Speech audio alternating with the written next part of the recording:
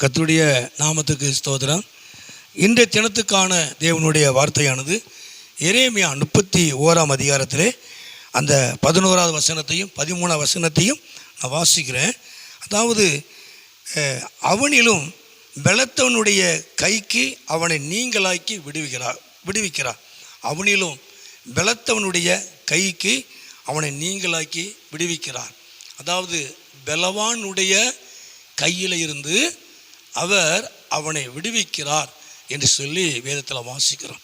அப்போது தேவனால் விடுவிக்கப்பட்டவர்கள், பலவானுடைய கையில் இருந்து தேவனால் மீட்கப்பட்டவர்கள், விடுவிக்கப்பட்டவர்களுக்கு தேவன் செய்கிற காரியம் என்ன அப்படின்னா, அந்த 13 நம்ம வாசிக்கிறோம், நான் அவர்கள் துக்கத்தை சந்தோஷமாய் மாற்றுவேன். நான் அவர்களை விடுவிக்கிறது மாத்திரமல்ல, அவர்களுடைய துக்கத்தை நான் சந்தோஷமாய் நான் மாற்றுவேன். 2வது, அவர்களை தேற்றுவேன். நான் அவர்களை தேற்றி அரவணைத்து கொள்வேன். என் ஜனத்தை ஆற்றுங்கள், தேற்றுங்கள் என்று வேதம் சொல்லுகிறது. அப்போ தேவன் ஒருவரே தேற்றுகிறவர், தேவன் ஒருவரே அவர் உங்களுக்கு ஆறுதல் செய்கிற ஒரு நல்ல தேவன். உங்கள் துக்கத்தை அவர் சந்தோஷமாய் மாற்றுவார். 2வது, அவர் உங்களை தேற்றி அரவணைத்து கொள்வார். அவரே உங்களுக்கு ஆறுதலாய் இருப்பார். 3வது, அவர்கள் சஞ்சலம் நீங்க அவர்களை சந்தோஷப்படுத்துவேன். அவர்களுடைய சஞ்சலங்கள், வருத்தங்கள், வேதனைகள், நிந்தைகள், அவமானங்கள் எல்லாவற்றையும் மாற்றி அவர் உங்களை சமாதானப்படுத்துவார், சந்தோஷப்படுத்துவார். கர்த்தர் நாமத்துக்கு மகிமை உண்டாவதாக.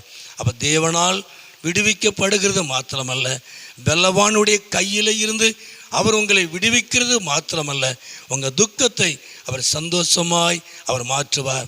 அவர் உங்களை தேற்றுவார், அவர் உங்களை ஆறுதல் படுத்துவார். 3வது, உங்கள் சஞ்சலங்கள், உங்கள் வருத்தங்கள், உங்கள் வேதனைகள், நிந்தைகள், அவமானங்கள் எல்லாவற்றையும் மாற்றி அவர் உங்களை சமாதானப்படுத்துவார், அவர் உங்களை ஆசீர்வதிப்பார். ஜெபம் பண்ணுவோமா? எங்களை அதிகமாக நேசிக்கிற நல்ல பிதாவே, அருமையான ஆண்டவரே, இந்த நேரத்துக்காக ஸ்தோத்திரம். இந்த சத்தத்தை கேட்குற ஒவ்வொரு பிள்ளைகளையும் குடும்பங்களையும் என் ஆண்டவர் ஆசீர்வதியும், உம்முடைய நாமத்தை மகிமைப்படுத்தும். நீர் மகிமையான காரியங்களை செய்யும். இயேசுவின் நாமத்தில் ஜெபிக்கிறோம் நல்ல பிதாவே. ஆமேன், ஆமேன்.